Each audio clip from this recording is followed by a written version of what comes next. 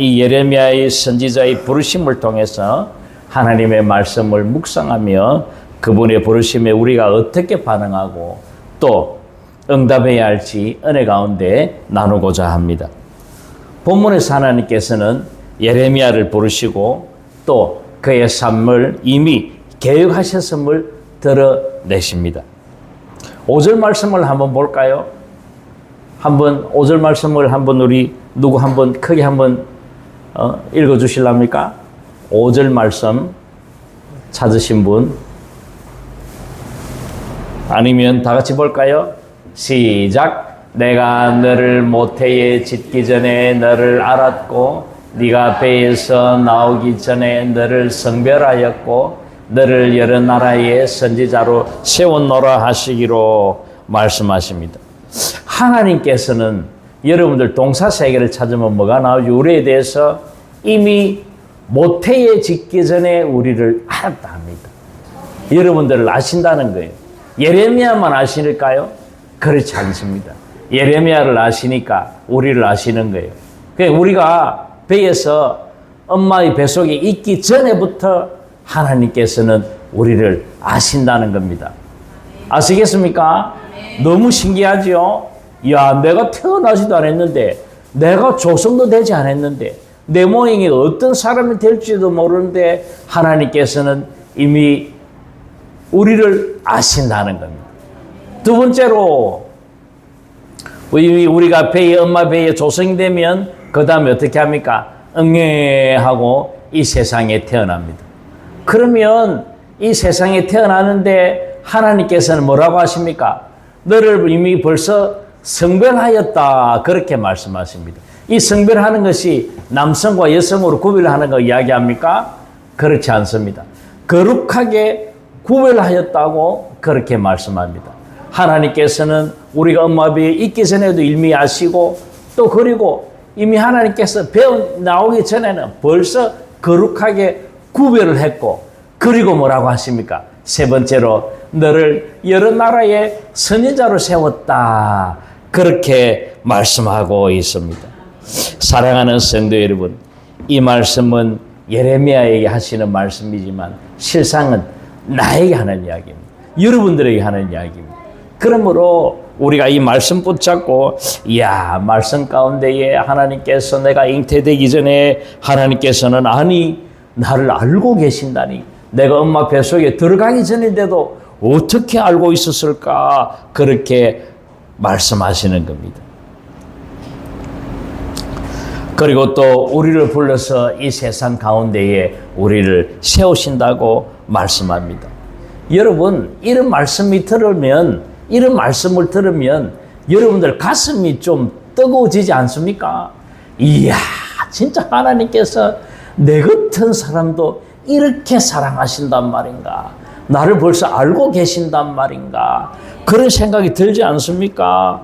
그리고 또 세상과 구별하여서, 거룩하게 구별하여서 하나님께서 나에게 사명을 주신다니, 이야, 내가 이 세상에 태어난 목적이 있구나, 그렇게 여러분 하나님께서 말씀하시는 겁니다. 각자 여러분들이 처한 상황과 위치와 또 관계 가운데에 하나님께서는 계신 그곳으로 인도하셨습니다. 여러분들이 가지고 있는 그 가정, 그리고 직장, 그리고 또 이 주사랑교회로 여러분들을 인도하셨습니다. 내가 왜 그곳에 속할까? 왜 여러분들이 주사랑교회에 왔을까? 하나님께서 이미 허락하시고 하나님의 계획 가운데에 있다는 겁니다. 또 심지어 요즘 같은 경우는 국내에만 머무는 것이 아니고 외국으로도 자기의 고향을 떠나서 세상 사람들이 많이 살아갑니다. 외국에서의 살면 언어의 장벽도 있고 시간상의 차이도 있고 뭔가 굉장히 힘들 겁니다. 문화의 차이가 굉장히 크고 어렵고 외롭고 힘들 수도 있습니다. 그러나 그 걸음을 인도하시는 분은 하나님인 것을 믿으시는 여러분 되시기를 바랍니다. 그 하나님께서는 여러분들이 있는 가정이나 내가 속해 있는 직장이나 내가 있는 교회에서 여러분들을 무엇을 원하십니까? 선지자를 세우시기를 원하십니다. 그것이 곧 여러분들을 빛과 소금의 역할을 감당하시기를 그것 때문에 하나님께서는 부르셨다는 것입니다.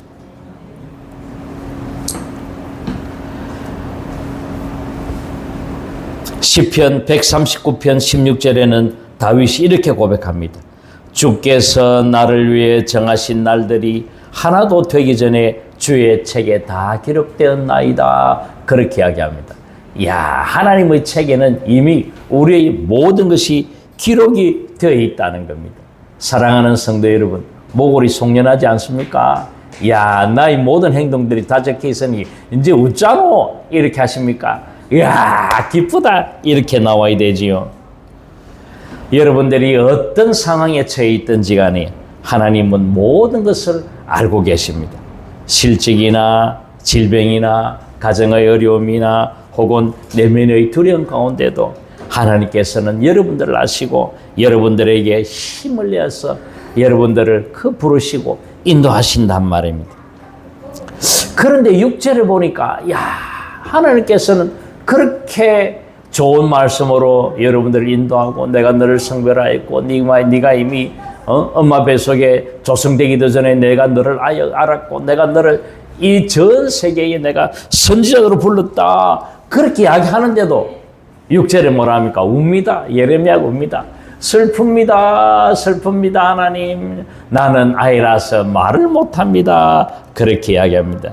여러분들의 상황과 똑같지 않습니까? 여러분들을 이 교회로 부르시고 또 여러분들을 직장으로 부르시고 전 세계로 부르시고 여러분들에게 부르심이 있는데 하나님 나는 못합니다. 나는 어립니다. 나는 말을 못합니다. 그렇게 말하지 않습니까? 내가 할 수 있겠습니까 하나님? 나는 자격도 없습니다. 그렇게 말씀하시는 여러분들 아니십니까? 근데 여러분 하나님께서는 여러분들을 정말로 사랑하시고 거룩하게 구별하시고 부르셨음을 여러분들 인지하시고 아멘으로 응답하시기를 바라겠습니다. 사랑하는 성도 여러분, 이 예레미야처럼요, 우리 성경 곳곳에 보면 하나님께서 딱 집어가지고 핀셋으로 부르셨는데도 그 선지자들이나 또 사도들은 하나님 앞에 나는 못하겠습니다. 그렇게 이야기합니다. 여러분, 성경을 신약을 많이 적은 사람이 누구지요?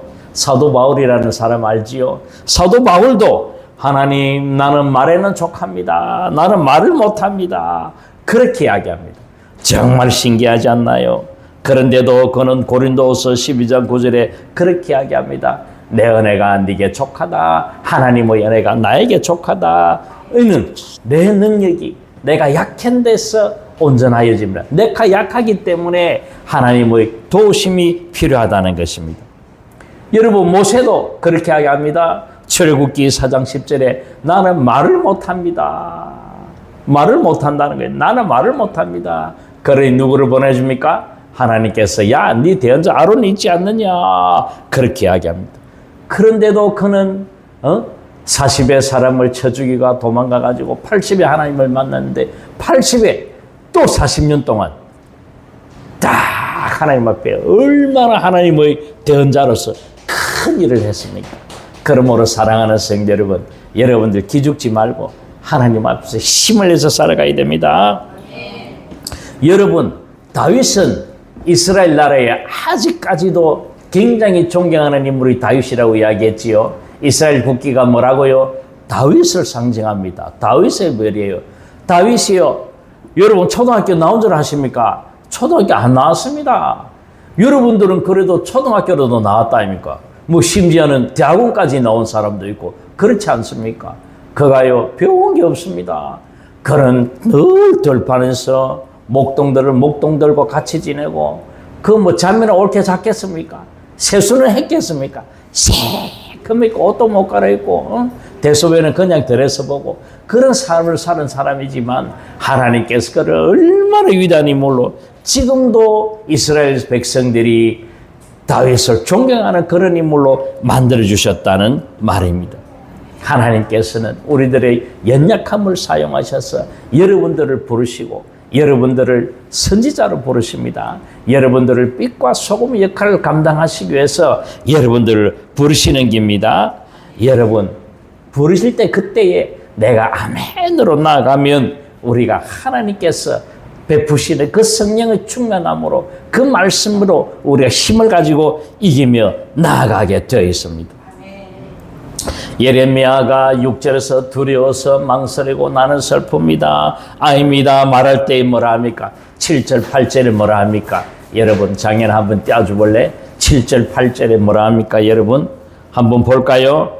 너는 아이라 말하지 말고 내가 너를 누구에게 보내든지 너는 가라. 내가 무엇을 명령하든지 너는 말하라. 그들 때문에 두려워하지 말라. 그렇게 말씀하십니다. 그리고 뭐라 하십니까? 너와 함께하여 너를 구원하리라. 그렇게 하나님께서는 말씀하고 있습니다. 사랑하는 성도 여러분, 이 7절 8절 말씀 가운데 하나님께서는 여러분들을 부르시는 데에, 여러분들을 찾고 계시는 데에, 여러분들을 핀셋으로 하나 집어내가지고 교회라는 말이 그렇습니다. 세상으로부터 여러분들을 핀셋으로 끄집어내서 교회로 넣었다는 말이 거기에는 포함이 되어 있습니다. 에클레시아라는 말이 그렇습니다. 에크 불러내다. 그 다음에 세상에서 여러분들을 핀셋을 찍어내서 교회로 불러놓았단 말입니다. 하나님께서는 그 부르심의 7절 8절 말씀 가운데에는 우리의 그 하나님께서는 그 부르시고 찾으시고 핀셋으로 찍어낸 거기에는 여러분들에게 목적이 있고 여러분들에게 방향이 있다는 겁니다. 하나님께서 여러분들 운행할 테니까 여러분들은 뭐만 하면 됩니까? 아멘으로 순종만 하면 되는 겁니다. 하나님께서 또 그리고 여러분들을 세상에 혼자 보냅니까? 나 혼자 덩그러니 이 세상에 태어날 때 나 혼자 태어났습니까? 옆에 어른들이 다 있었습니다. 여러분 이 세상에 내 혼자 태어났다 뭐 노래도 있지만 그거 아닙니다. 여러분 엄마가 있었고 아빠가 옆에서 씻게 있었고 의사들이 다 받아내고 다 씻기고 다 잘라내고 다 그래서 살아있는 거지 내 혼자 덩그러니 이 세상은 나 혼자가 아닙니다. 하나님께서 함께 하여 주십니다. 여러분 지나고 나면요 이 세상 지나고 나면 아하 하나님께서 함께 하셨구나. 지나고 나면 합니다. 야 그때 하나님의 도움이 안 했으면 내가 어떻게 살았을까? 내가 어떻게 되었을까? 이 세상은 존재하지 않지요. 하나님께서 함께 하시지 않으면. 사랑하는 성도 여러분 하나님께서 그렇게 함께 하신다고 말씀하고 있습니다.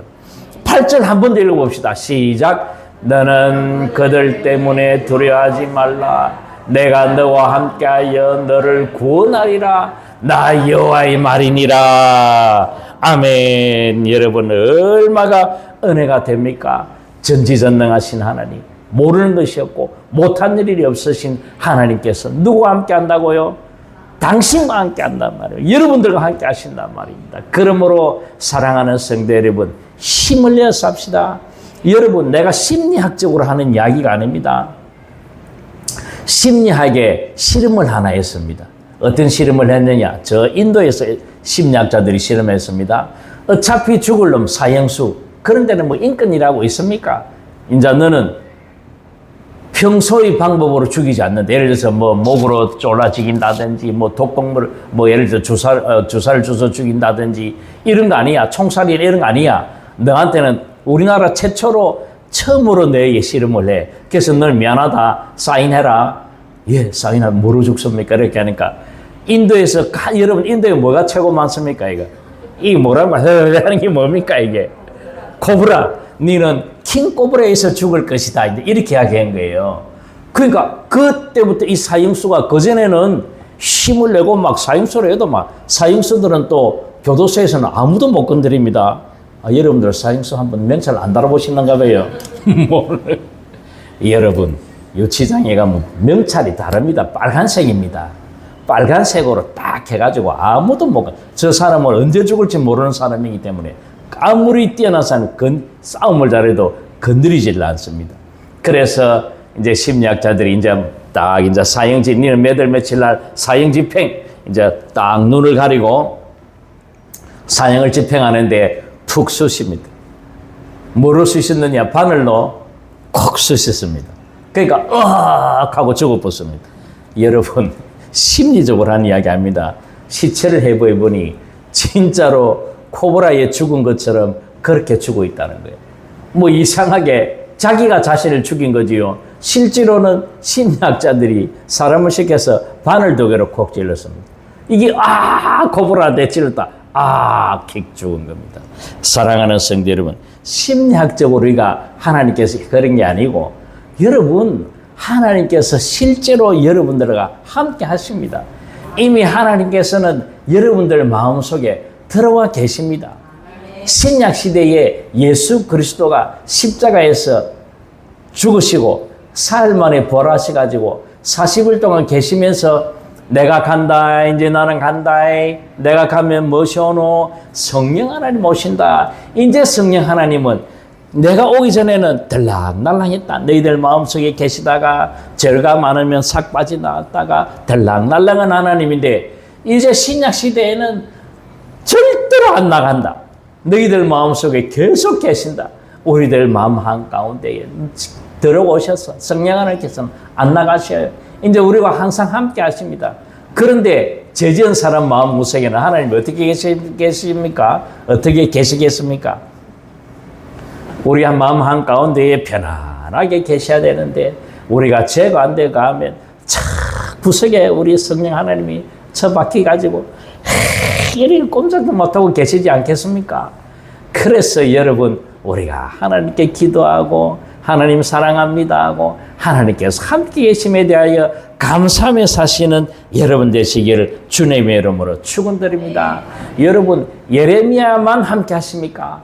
그렇지 않습니다. 신약 이후로 하나님께서는 지금도 여러분들과 함께 계십니다.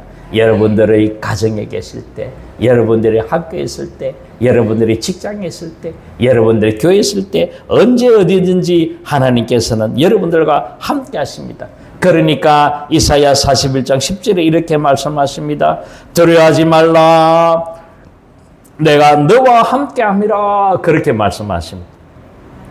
사랑하는 성도 여러분, 우리가 코브라가 내를 죽였다고 두려워하지 마시고 하나님께서 늘상 나와 함께 하신다고 기쁜 마음으로, 두려움 없는 마음으로, 강한 마음으로, 강건한 마음으로 살아가시는 여러분 되시기를 주님의 이름으로 축원합니다. 그래서 여러분, 하나님께서 여러분들을 부르실 때에 뭐라고요? 응답하라 1988입니까? 여러분들 응답하라 뭡니까? 2025지요. 2025. 응답하라 2025. 여러분들 하나님 앞에 응답하시는 여러분 되시기를 주님의 이름으로 축원드립니다. 예레미야는 자신의 연약함에도 불구하고 하나님께서 부르실 때에 응답하여서 눈물의 선지자, 얼마나 눈물이 많은지 정말 이스라엘 백성들을 위하여서 눈물 뿌리며 선지자로서 역할을 다 감당하였습니다.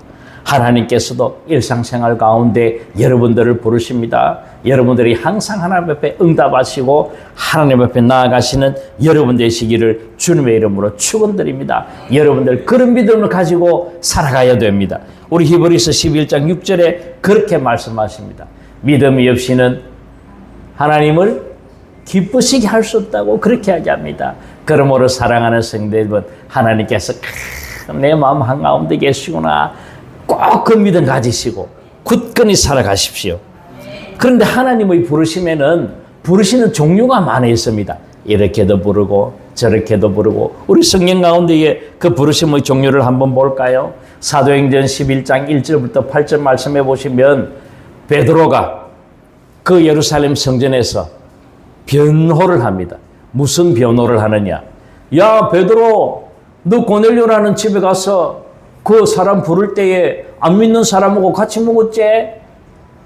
이 이스라엘 백성들은요, 율법이라는 걸 만들어가지고, 십계명에서 출발한 율법을 가지고, 온갖 것 자기들 가지를 다 만들어가지고, 주일날 일하면 안 돼, 2km 이상 걸어가면 안 돼. 여러분, 사람이 담장에 넘어져가지고, 담장이 넘어져가 있지요. 그러면 지나가다가 안 죽었으면, 내일까지 있으면 괜찮겠니 싶으면 그냥 놔둡니다.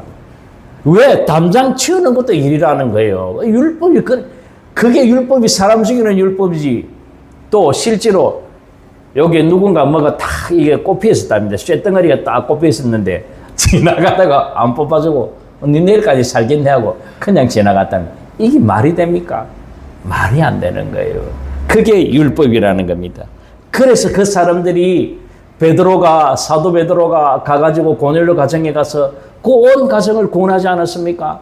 처음에는 가지 않으려 했으면 베드로도 안 갈려 했습니다. 꿈에 하늘을 보니까 자기가 기도하는 가운데에 정오에 12시에 하나님 기도하는데 하나님께서 비몽사몽간에 환상을 보여주는 거예요. 하나님께서 보자기 같은 거 내기 딱 묶어가지고 하늘에 쫙 내려와서 야 베드로야 잡아먹어라 이렇게 하니까 뭔데요? 하나님 이래 보니까 뭐 자기가 안 먹는 뭐 그런 거 뭐 닭인지 뭐 돼지인지 이런 것들이 막 지금 같은 뭐 엄청 잘 먹을 텐데 그 당시에는 먹으면 안 되는 거 율법이었어요. 하나님 베드로가 그럽니다. 나는 정결하고 깨끗한 거는 먹어본 적이 없습니다. 하나님께서 호통하십니다. 야 이놈아 내가 깨끗하게 한 걸 네가 왜 더럽다고 하느냐 정결하지 않다고 하느냐. 여러분 하나님께서 여러분들을 정결하게 하셨습니다. 옆에 계신 분들은 하나님께서 정결하게 하신 분입니다. 우리의 보는 시각으로 야 저 사람은 아직까지 정결하지 못해. 저 사람은 신앙이 없어. 저 사람은 범죄자야. 야 저 사람은 죄덩어리네. 저 사람은 아무것도 몰라. 여러분 멸시하고요. 그 사람을 별로 좋아하지 않고 그렇게 하면 안 됩니다. 우리는 하나님께서 깨끗하게 하신 분들이 여기에 모이는 거예요. 여러분들의 눈에는 흰옷 입었다고 다 깨끗한 건 아니지만 흰옷을 안 입었어도 여러분 흰옷 입은 천사처럼 봐야 됩니다. 그러므로 여러분 하나님께서 깨끗하게 하신 것을 그렇게 했다고 그렇게 해서 3번이나 그렇게 합니다. 3번이나 왔다 갔다 하면서 하나님께 이제 가라 그렇게 말씀하십니다. 그래서 거기 가서 기도를 하니까 그 온 집이 성령 충만하지 않았습니까? 최초 이방인에게 성령이 충만하게 된 계기가 되니까 이제 전 세계에 성령의 역사가 일어나는 겁니다. 그러므로 사랑하는 성도 여러분, 너와 온 집이 구원을 받았다. 그 말씀이 여기서 나오지 않습니까? 그러므로 하나님께서는 그런 부르심도 있습니다. 그런데 오늘 누가복음 15장에 정말 신기한 말씀이 있습니다. 누가복음 15장에는 예수님께서 설교하는 장면입니다. 제가 예수님과 똑같이 할 수도 있겠지만 여러분 이제 조금 버전을 달리해가지고 3가지 버전으로 예수님께서 말씀하십니다. 예수님의 설교가 궁금하지 않습니까? 저는 예수님의 설교도 궁금하고요.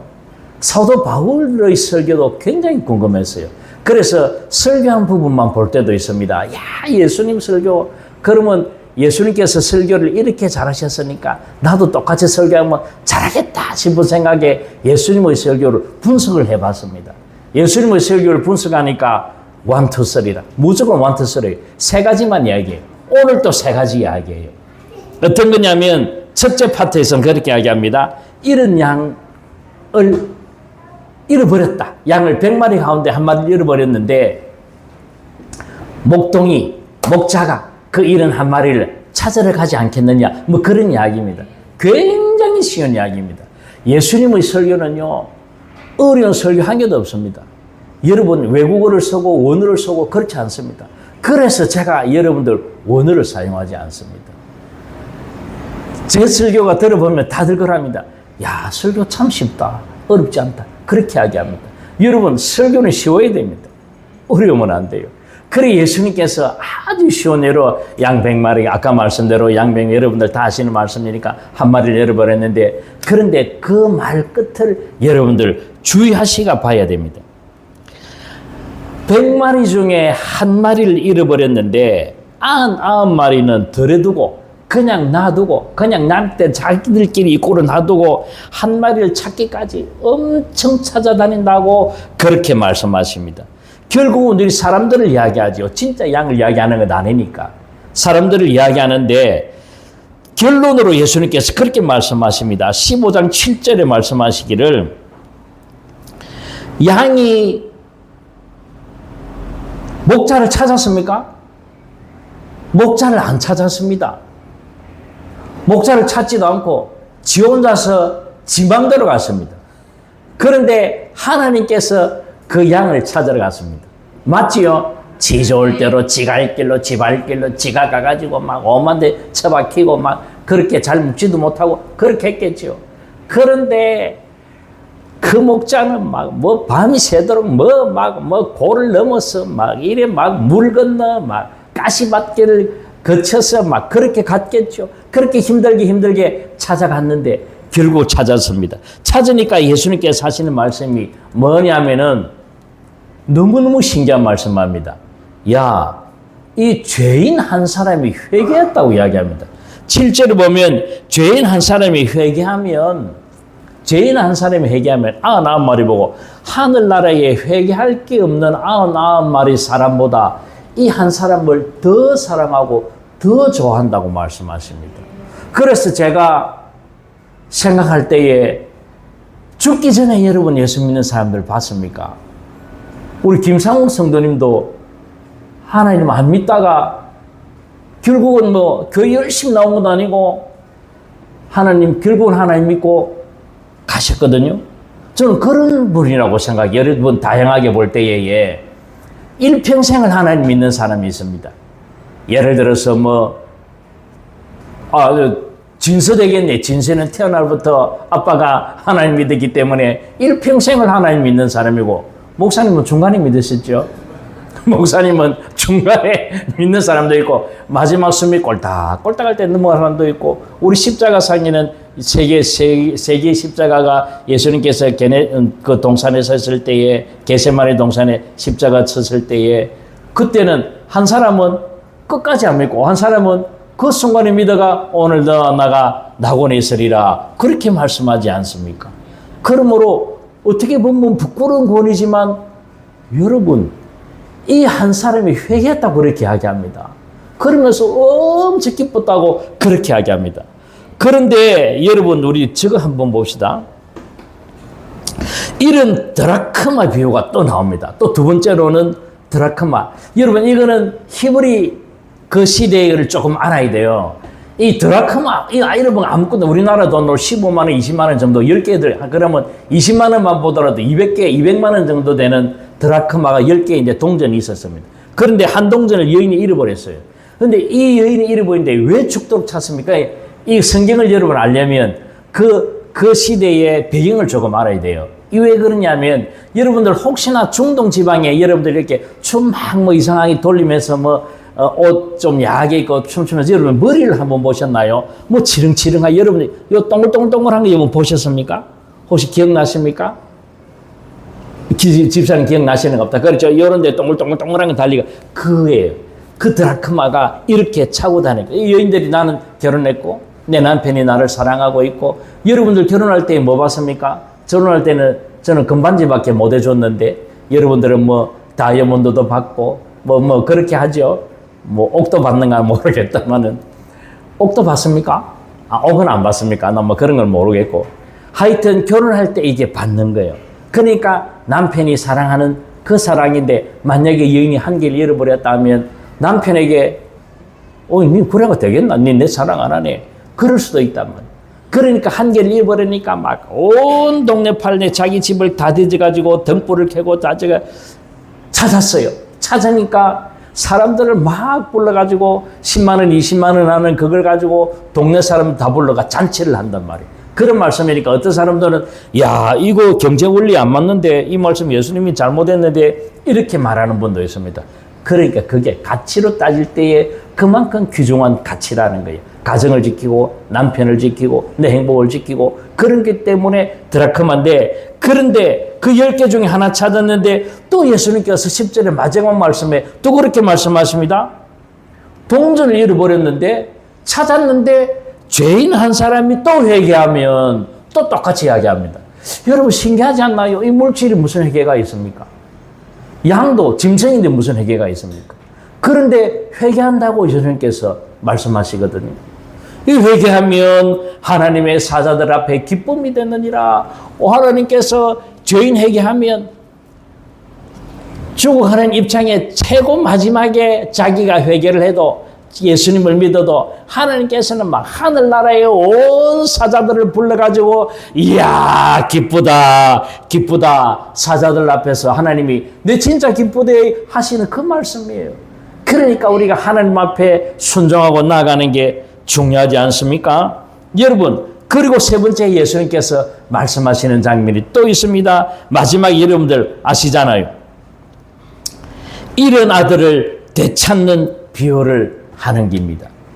여러분들 아시긴 너무 뭐 잘 알아서 이건 너무 유명한 말씀이기 때문에 요 동생이 형님하고 동생이 있는데 동생이 좀 골통이지요. 그래가지고 아버지 살아있는데도 재산 다 주이소, 내 재산 주이소, 절반을 가져가가지고 받자말자, 제가 성경을 보니까 받자말자 바로 외국으로 나랍니다. 가까운 먼 나라로 갔다 하니까 가까운 나라로 자기 나라인 이스라엘 아니고 뭐 시리아나 리비아나 뭐 이래 터키나 이래 갔는지 모르겠지만 그 나라로 가가지고 허랑방탕하게 썼습니다. 돈을요 막 흥청망청 다 썼습니다. 여러분 전 세계의 대부분 복권 1등 당첨되는 사람들이 흥청망청 다 씁니다. 흥청망청 다 써가지고 그런데 중요한 거는 자기가 돼지 쥐염 열매 돼지들이 먹는 걸 먹다 보니까 아차 나는 이게 아니야. 나는 돌아가는데 여러분 중요한 말씀이 나오는데요. 21절에 이렇게 나옵니다. 하늘과 이렇게 나옵니다. 자기가 깨닫는 거예요. 내가 하나님 앞에 큰 죄를 저질렀다. 그리고 하늘과 아버지께 죄를 지었다. 두 번째로 아버지를 생각하는 거예요. 여기서 회개가 나옵니다. 그렇지요. 하나님 앞에 나는 하나님 앞에 죄를 지었다. 하나님 앞에 먼저 회개를 하는 게입니다. 그러니까 자기가 돌아오는데 거리가 아직 먼데도 아버지가 참 매일 나와 있다는 거예요. 맨날 며칠이고 가져간 재산 다 날리도 아버지는 그날부터 자기 아들이 돌아올 날만 참 먼 거리에서 집 먼 거리에서 자기 아들을 기다리고 있는 겁니다. 우리는 주님 앞으로 돌아가야 됩니다. 하나님 앞에 먼저 회개하고 아버지께로 돌아가야 됩니다. 참 먼데 오니까 제일 좋은 옷을 내줍니다. 제일 좋은 옷을 내주고 손에 가락지를 끼우고 발에 신발을 신기라 목욕시켜주고 그렇게 해서 잔치를 벌이지 않습니까? 32절 말씀에 예수님께서는 그렇게 말씀하십니다. 죽었다가 살아났다. 그렇게 말씀하십니다. 그리고 잃었다가 얻었다. 그렇게 말씀하십니다. 처음에는 본래부터 이는 내 백성이야. 그런데 마귀 사탄에게 뺏겼다가 이제 내가 다시 얻은 거야. 그렇게 말씀합니다. 사랑하는 성도 여러분, 그러니까 우리는 하나님 앞에 돌아가고 하나님이 부르실 때에 회개하고 나아가시는 여러분 되시기를 주님의 이름으로 축원드립니다. 잠시 기도하겠습니다. 하나님 아버지 감사 찬송합니다. 아버지 하나님께서 함께해 주시고 역사해 주셔서 하나님 아버지 앞에 나아가는 저희들 되게 해 주시고 하나님이 부르실 때에 회개하며 순종하는 저희들 되게 도와주시옵소서. 예수님 이름으로 기도드리옵나이다. 아멘.